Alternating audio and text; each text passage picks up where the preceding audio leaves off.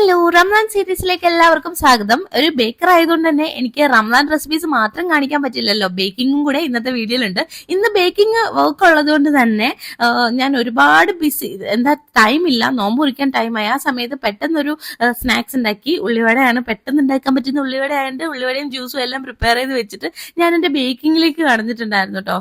ഒരു ബേക്കർ ആയതുകൊണ്ട് നിങ്ങളെ ആ റംസാൻ സീരീസിൽ അതും കൂടെ കാണിച്ചാലേ പറ്റുള്ളൂ. അപ്പൊ നമ്മൾ ടോപ്പേഴ്സ് ഒക്കെ കസ്റ്റമൈസ്ഡ് ഒരു കേക്ക് ആയിരുന്നു, അതിന്റെ ടോപ്പേഴ്സ് എല്ലാം കട്ട് ചെയ്ത് വെച്ചിട്ടുണ്ട്. പിന്നെ ഒരു ½ kg ബ്ലാക്ക് ഫോറസ്റ്റ് കേക്ക് കൂടെ ഉണ്ട് കേട്ടോ. അതിന് വേണ്ടിയിട്ട് നമ്മൾ കസ്റ്റമൈസ് കേക്ക് ആയതുകൊണ്ട് അതിലേക്ക് വേണ്ടിയിട്ടുള്ള കാര്യങ്ങളെല്ലാം പ്രിപ്പയർ ചെയ്ത് ഒന്നൊന്നായിട്ട് വെക്കുകയാണ്.